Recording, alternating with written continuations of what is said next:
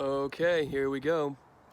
I am in day 5 of my quarantine, and I really hope I'm doing this right, so bear with me. But I was supposed to do this little mock presentation with Johanna, um, but you get the next best thing, my sister Joanna. I guess what I'm going to do is give you a little brief description of the patient, and then we're going to read this script that we put together talking about hydration and the importance of hydration. So, here we go. All right, so this patient's name is Joe. He's a 48-year-old male with a medical diagnosis of a right Colles fracture after a little foosh. He also has a current history of chronic venous insufficiency wounds. Joe's worked in construction for 30 years, most recently on the University of Scranton's Light Up Wall. While he seems to be stubborn and irritated that he cannot work, he tells you that he's not been performing as he used to. He reports occasional feelings of dizziness at work, which he believes caused his fall in the first place. So, like I said, he's got a Colles fracture and chronic venous insufficiency wounds, and those reports of lightheadedness and dizziness. His past medical history includes congestive heart failure, hypertension, and a bilateral TKA performed 5 years ago. He's on a few medications for the congestive heart failure, among other things in his past medical history. I'll post all this, but they're basically medications that, if taken in excess and not checked in on, they can cause dehydration, which I'm sure is contributing to his medical history here.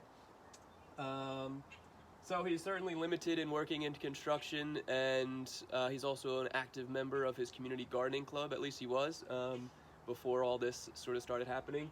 So that's what we're going to try to fix. The relevant filters that I made up and assigned to this patient, Joe, I considered his multiple intelligences, like his gardener's multiple intelligences, and again, just made up that he is a verbal linguistic learner, so you'll see me sort of just verbally describing all these things to Joe, as well as an interpersonal learner. His Kolb's learning style is an assimilator, meaning he prefers to learn by linking things to theory, and also likes to reflect in order to process information. So you also may see me just pausing, giving him opportunities to process the information and then ask questions. Okay. So, the scene background, and then we'll just get right into it. The PT has determined, while performing a chart review and taking a subjective history, that this patient may be at further risk for health impairments and injuries due to his poor hydration status. The patient is on several medications that can cause dehydration and has a past medical history that chronic dehydration may be a contributor to. And his report of dizziness at work alarmed the PT to discuss hydration with the patient.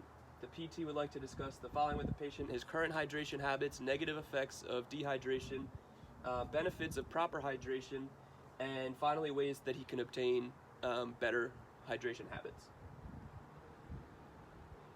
So here we go. Okay, Joe, so tell me what you normally drink during a work day and on the weekends. Red Bull, 2 or 3 cans get me through the day. And on the weekends? Vodka Red Bull. Okay, thank you. So, I think part of the reason you're here is because you've been dehydrated. When you don't drink enough, or when you drink stuff like Red Bull, it's easy to get dehydrated and it affects your whole body. Without water, the first thing you probably notice is the dizziness at work. Especially working outside all day with the sun beating down on you, you might get blurry vision or fall like you did. Even worse, it's pretty common for people who are dehydrated to get heat exhaustion or even heat stroke. Does that make sense? Yeah, that makes sense. But a cup of water ain't gonna fix my broken wrist. Can we just work on that? Actually, Joe, it could help. Like I said, hydration affects the whole body. If you get enough water into the body, everything seems to flow a little bit better. The cells that repair your bones move easier, and even the wounds on your legs can heal better in the same way.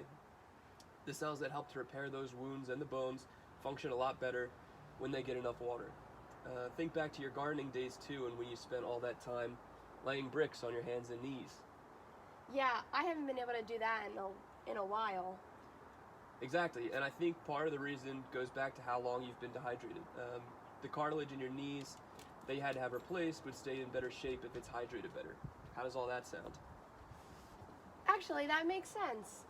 Whenever I do drink water, I just feel better mentally too. I feel like it affects my brain. Yes, exactly. Now you're really linking it all back to the theory. Hydration affects the whole body. Okay, so what am I supposed to do? Well, I'll tell you, there's a lot of ways to improve your hydration.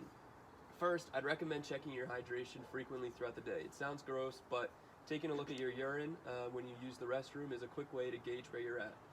You may have even heard before, lemonade good, apple juice bad. You can also do what I call the pinch test.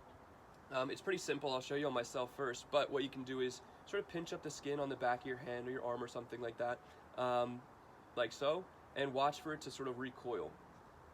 Can I do it on you? So again, like, you're pretty well hydrated right now, which is nice. But if you do that kind of frequently throughout the day, what you might notice is if you're dehydrated, the skin will rebound a lot slower, and it might even like stay up in that sort of tented position. And if that's the case, it's sort of an indicator that you should drink some more water. Wow, this is awesome. My kids always say, hydrate or dehydrate, so I guess I'll have to start drinking more of these Red Bulls. Well, Joe, like I said before, you should also watch what you drink. Energy drinks and coffee will actually dehydrate you. So maybe for now, try to cut some of that out slowly. Start the day with water at least, and have a few cups to balance out all the caffeine and sugar. Okay, I can do that. Glad to hear it.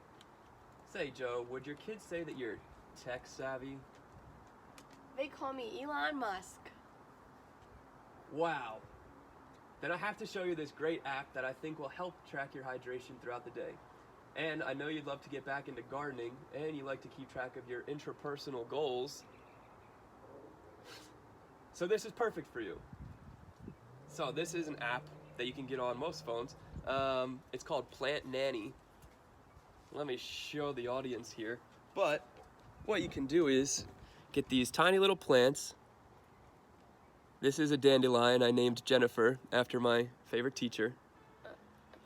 And then, and this is my cactus that I'm working on. And throughout the day, what you do is whenever you drink water, you hold down the little button and it says, excellent. Oh, and you just need to drink 4 more cups of water today to keep going. So you can grow your plants virtually for now, and maybe once this hydration improves, you can get back out there and do some of your own gardening. Let's see. So, how does all that sound? Can you tell me what you took away from this little lesson? I learned so much. Thank you. I had no idea before that if I'm dehydrated, I can get dizzy and fall, and that dehydration causes heat strokes.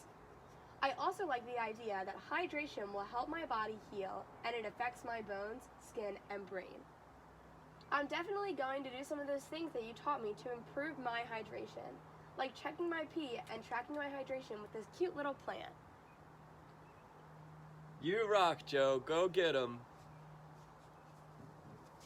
Thank you. Alright guys, thank you for watching this video. Go ahead, like and subscribe. Check out my other videos on this channel, including Dr. Schwartz playing with the Rubik's Cube, and Dr. Leininger trying to eat my desk toys. They're big hits. I think they're about to go viral. So it would really help me out. Thank you.